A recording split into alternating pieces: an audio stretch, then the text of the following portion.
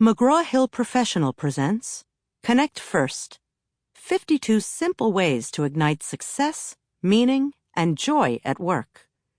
Written by Melanie Katzman, Ph.D. Narrated by Gerry Sansaviero. Preface. Corporate life assumes a convenient fiction. If we assign roles and responsibilities, create flowcharts and project plans, and delineate deadlines and deliverables, then somehow, magically, coolly, and calmly, the work will get done. Wrong. The truth is that organizations are run by people, and people run on emotions. Our feelings supply the energy to fuel our pursuit of profit and purpose. They are formidable and universal. They can't be ignored. Yet, to our great detriment, we have long pretended that emotions have no place in the office. The future of work demands we recognize that emotions don't make us weak. Instead, they are our power tool. They're processed in the most primal, animal part of our brain, and they're critical to our existence. Achieving in business is often falsely equated with being rational, and efforts to be emotionally expressive can seem to make us too vulnerable. What we need is a professional, practical way of establishing quality relationships by connecting first as fellow humans and then as co-workers and collaborators. From this personal foundation, great teams are formed and goals are realized. I've been the psychologist in the corner office, conference room, and treatment center for more than 30 years. People seek my counsel when they want to win and when they need to survive. As a therapist with a private practice, I listen to patients' most private concerns, and then, often in the same day, as a corporate consultant, advise on the managerial challenges of the world's biggest brands. Logging on, swiping in, showing up. Employees and their bosses are crying out for greater respect, inclusion, and meaning at work. CEOs or fresh graduates, office workers or telecommuters, regardless of role, all seek security, cherish praise, and fear shame. We care, and we want to matter. This shouldn't be surprising news, but what is shocking is how often we forget that our colleagues are people just like us. We become so easily enraged by that other person whose motives are unclear and whose reactions make no sense. It all gets so complicated, costly, and out of control when egos are bruised. People read each other's minds incorrectly, bad intentions are assumed, and small slights balloon into career-derailing moments. Top performers quit, and even business owners want to leave the companies they built.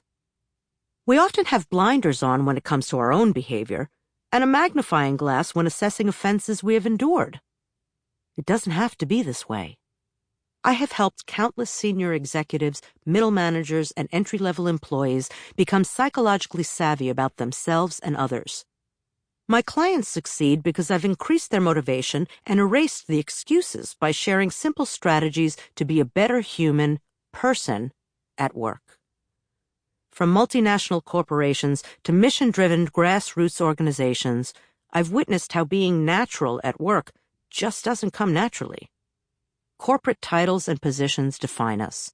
We've lost the ability to really be ourselves, but it can be relearned.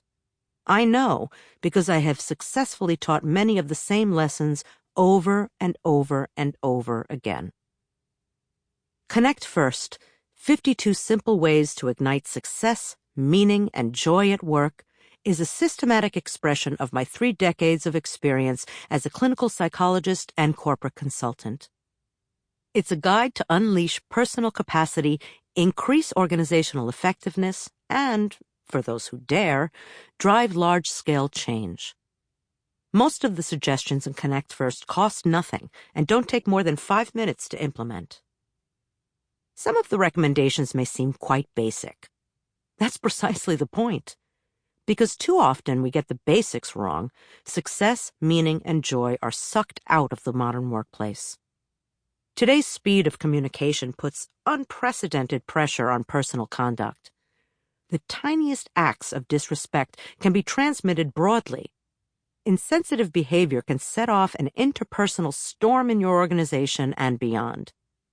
By attending to the simple but significant moments between people, you will secure your reputation and experience the beauty of how easily and quickly relationships can be improved. We don't stop there. Connect First will help you face the future with courage, take delight in the multitude of personalities you encounter, and position you for fruitful partnerships. We will build on the bonds you establish to find new market solutions and drive social change. You will grow your personal and organizational influence. Connect First will take the mystery out of creating meaning at work, revealing everyday opportunities to make a difference in your immediate world and beyond.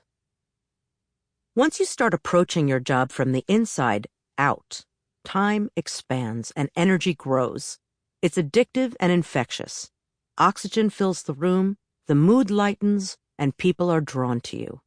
You will laugh more and achieve greater results. You will experience joy. That's why I wrote this book, so you won't need me or a person like me, so you don't repeat the same work drama over and over again, so your spirited inner self can propel you rather than paralyze you. I wrote this book to show you how work can be imbued with joy and meaning, to empower you to achieve success and significance. This book is for you. Connect First is for everyone who wakes up in the morning and goes to work. It's for the executive in the corner office and the team crammed in the cubicles.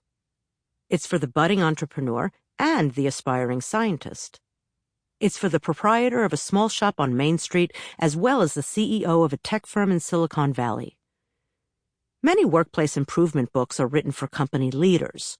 The underlying assumption is that senior management of the organization is responsible for changing the way we work. I take a different view.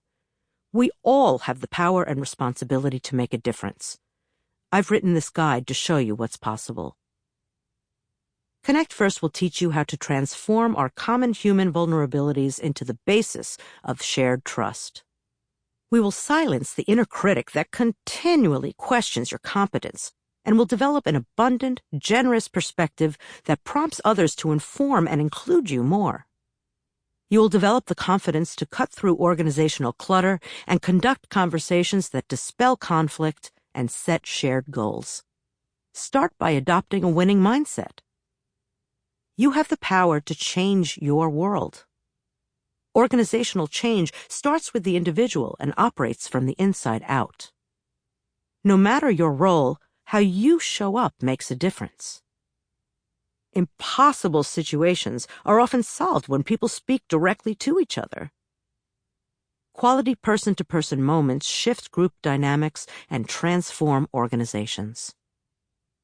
By focusing on what you and your coworkers have in common, you can better incorporate and appreciate diversity. You can create the community you want to be part of. In an increasingly automated, technology-driven world, there is an urgent need to stay connected to our humanity.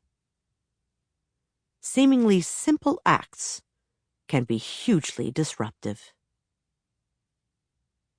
How to use this book. The step-by-step guidance offered in Connect First is by far the cheapest transformation program that any employee, manager, or human resources director will ever come across. There are no costly assessments and no unrealistic expectations. Connect First gives you the advice you need, fast. The book is divided into 7 parts, beginning with Establish Respect and concluding with Have a Big Impact.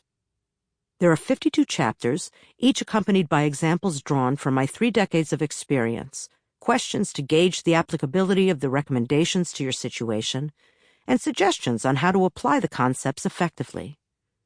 The ideas take just a few moments to implement, yet have a lasting effect. The choice of 52 was intentional, designed to provide the option of experimenting with one new technique each week of the year. Case studies are culled from different countries and from various vantage points along the corporate hierarchy. Connect First is your personal guide. It can also be read with others. Managers and their direct reports can establish shared expectations by reading Connect First together. Participants in staff orientation sessions, team retreats, or executive training programs will all benefit from the methods contained in Connect First, which translates broad concepts about culture into actions you can take tomorrow. My recommendations are supported by compelling research from a variety of disciplines, including neurobiology, management theory, linguistics, and philosophy.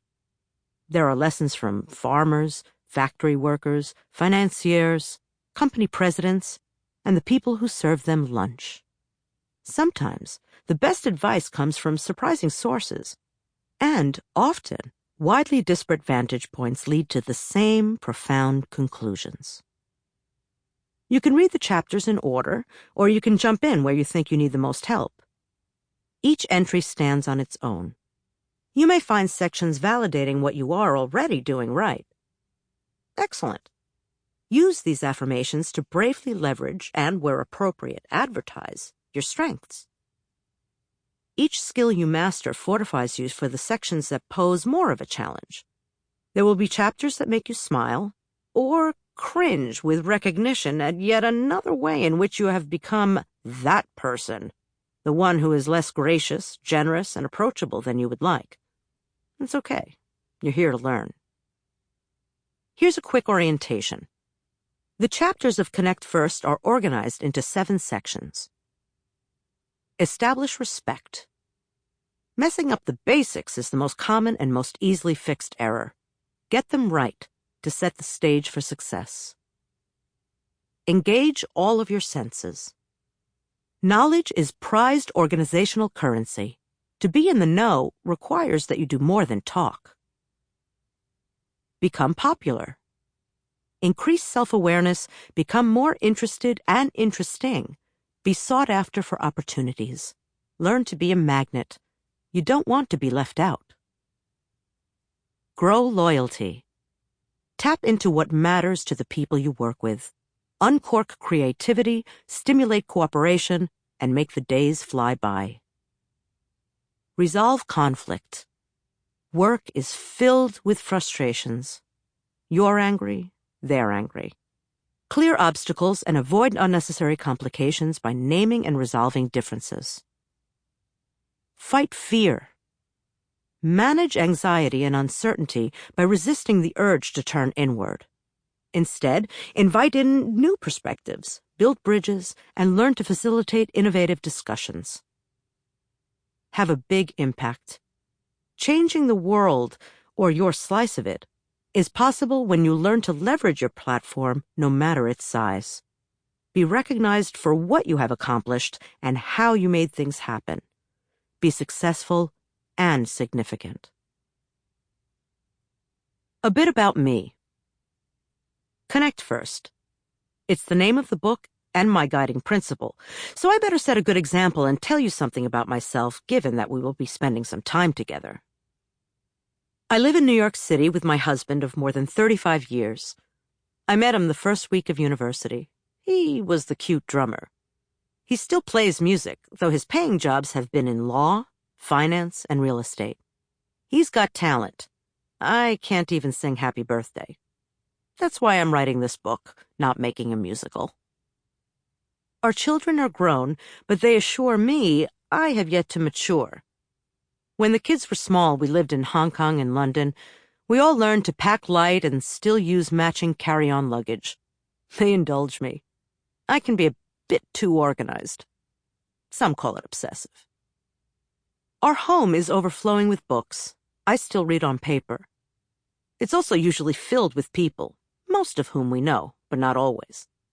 We have twin black cats called Thunder and Lightning. My grandparents were immigrants. My parents didn't go to college. My sister was in the first class of women to graduate from Yale. I have a doctorate in clinical psychology. I maintain a private practice in New York City where I see about 20 people a week in my office, with corner windows looking south to the Freedom Tower and west to the Empire State Building. It's the visual crossroads of history and the future. That captures my approach to change. Be informed by, but not beholden to, the past. and keep your eye on what you can build tomorrow. I'm an entrepreneur. I established Katzman Consulting 20 years ago to provide psychological expertise to organizations in transition, recovering from crisis, or seeking to grow impact. Along with a team of professionals, all trained in mental health, we facilitate strategy meetings, consult on corporate culture, and coach executives and the teams they lead. I've worked on 6 continents advising private and public companies, nonprofit institutions, and governmental agencies. I'm also a founding partner of the social enterprise Leaders Quest. Launched in 2001, we convene diverse stakeholders and provide experiential programs for companies and coalitions that allow people from very different backgrounds to see, feel, and touch each other's lives. We work in more than 24 countries and have 16 partners, 50 staff members, and approximately 40 associates. Our offices are in Mumbai, London, Berkeley, and New York. We see business as a force for good. I'm an academic. I was on the faculty at the Weill Cornell Medical Center and was a senior fellow at Wharton Business School's Center for Leadership and Change Management. When it comes to research, I track the narratives but want to see the numbers. Statistics courses were among my favorites. I like to talk. I co-created and co-hosted the national radio show Women at Work on Sirius XM Business Radio. I've given more lectures around the world than I can count. I'm endlessly interested in people and their stories, and I hope you are too. You will find many case studies in the following chapters. Maintaining confidentiality is critical to my work. When I use a first and last name, that means the individual has given me permission to share their experiences. If you see only a first name, that's an alias. The story is real, but the person's identity has been protected. Now that I have introduced myself, are you ready to begin? Let's go. Part 1. Establish respect. The basics pack an enormous punch, so be sure you perform them brilliantly. You don't have time to smile and say thank you? Really? I'm not buying it, and neither are your coworkers. These interpersonal niceties aren't superficial, they're essential. They are the quickest and easiest ways to connect first as people. Employee disengagement and turnover are expensive, and most frequently linked to feeling disrespected. Whatever your role is in the company, present yourself as the person people want to support because you won't take anyone's efforts for granted, no matter their position. Likely, you know you should say please and offer praise, but efficiency gets in the way of civility. Perhaps you already are that considerate colleague. Let's be sure you are getting the dosage right. The volume on your appreciation meter may not be calibrated correctly to what your coworkers need, especially when everyone is under pressure and moving quickly. Many organizational interactions don't take place in person, either because your colleagues and clients are in remote locations, or you have become reliant on technology to talk to each other, even if you are seated in the same room. Don't let projects become derailed because people assume you have an attitude. Recognize the increased importance placed on how you write to colleagues, even informally. It's your remote handshake. It establishes your personality. Adding an emoticon doesn't replace tuning into the emotions of those around you. In the absence of in-person contact, make coworkers feel valued by providing feedback and giving them the autonomy to manage their own time. Whether you are the CEO or the assistant, the manager or the associate, ignite joy by being your best and helping others do their best. This part is for you if you want to feel good going to work. If you have been described as rough around the edges, arrogant, aloof, or just too busy. If your organization is going through a transformation, again. If your team is under-resourced and overstressed. If there are a lot of big shots making demands and many invisible support staff making things happen. If colleagues are rude or done trying. Chapter 1. Smile. Activate immediate connection. A man without a smiling face must not open a shop. Chinese proverb. Do you want to get happy at work immediately? Catch my smile. Did you feel it? Quick, toss the smile to the person on your left or right and set off a chain reaction of positive feelings. When you smile at people, strangers included, 80 to 90% will return the gesture with a grin, even if they don't want to. We are wired from birth to mimic the people around us. Try contaminating your occupational ecosphere with happiness. Even a well-placed, forced smile is a mood enhancer. Humans are so inherently social that the best predictor of happiness is not gender, religion, health, or income. It's the strength of bonds with family, friends, and coworkers. Frequently occurring positive interactions are powerful. Someone who has a dozen mildly nice things happen each day is likely to be happier than someone who has a single truly amazing experience in his or her life. So, why did I start my book off with a smile? Smiling is a great example of a simple act that's powerful, controversial, and often omitted from our daily repertoire, potentially to our own detriment. Smile more can seem like a command. I am being asked to grin so that you feel comfortable. My needs don't matter. Strangers demanding that you smile can feel patronizing, but that is not the intent of this chapter. I'm inviting you to make an active choice to smile because it benefits you as well as the recipient of your warmth. Smiling is free and efficient. It asserts your intention to form a mutual, shared, equal connection. In challenging situations, your smile can instantaneously, and often unconsciously, relax those around you. Smiling is the most potent of tools in nature's cooperation workshop. In Born to be Good, Dacher Keltner explains that a smile activates our frontal lobe, the reward center of the brain, and reduces stress for the person smiling, as well as the person on the receiving end of the smile. A study from Penn State University found that people who smile appear to be more likable, courteous, and even competent. The Ochsner Health System, a large Louisiana healthcare provider, implemented what it calls the 10-5 way. Employees are encouraged to make eye contact if they're within 10 feet of someone and say hello if they're within 5 feet. The result? An increase in patient satisfaction and referrals. Senior, junior, or middle manager, make an effort to smile and watch the room and your mood brighten. Want to connect first? Be the first to smile. This is for you if spreading instant happiness appeals to you. If you want to build a rich network of supporters. If you want to feel like you belong when you arrive at work. If staring at your shoes hasn't stopped you from tripping over your own bad attitude. Take action. Smile as you enter the building, walk the halls, or join a meeting room. Put your phone in your pocket and make eye and smile contact as you transition from place to place. Spread delight. Dare to be the first to turn up the corners of your lips. To generate an inner grin that lights up your face, think of something that delights you. If you are desperate, visualize speech bubbles over your coworkers' heads filled with quotes that will make you giggle. Learn from a child. Children smile up to 400 times a day.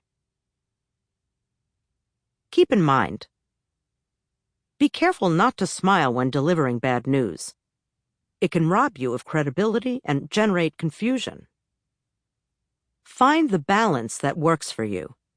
Smiling is effective, but being overly cheerful, especially for women, can undermine your authority.